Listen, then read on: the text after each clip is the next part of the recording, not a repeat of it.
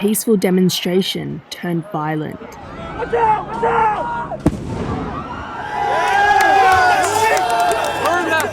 At the University of California in Los Angeles, activists calling for an end to the war in Gaza were surrounded by pro-Israeli counter-protesters, shooting fireworks into the encampment and diffusing pepper spray. Physical altercations also erupted between the two groups. Police arrived hours later to break up the confrontation.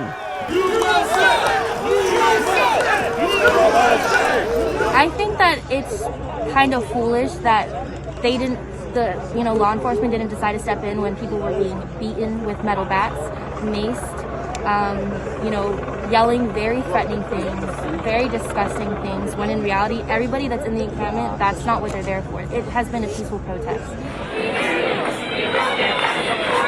Dozens of injuries have been reported at UCLA, including at least one hospitalization.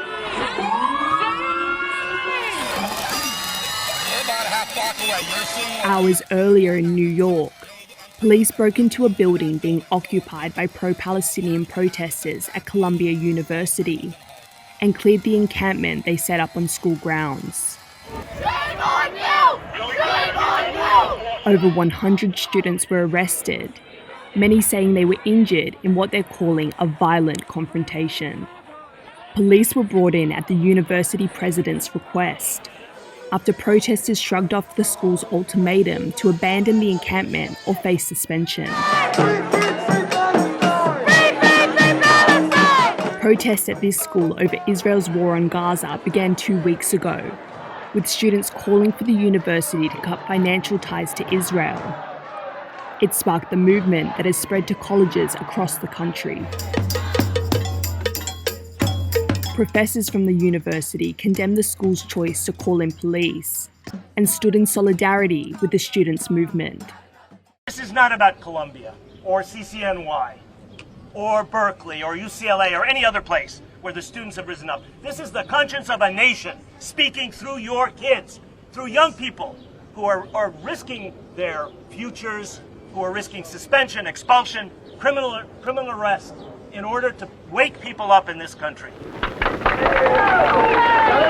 Some of the teachers drew parallels between this activism and the student-led movement at Columbia in 1968 against American involvement in the Vietnam War.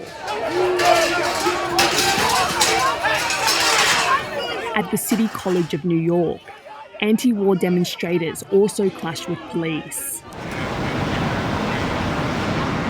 There have been many such confrontations at schools across the country, leading to more than 1,000 arrests in the last 2 weeks. Politicians across party lines are condemning the protest action, but activists stand defiant.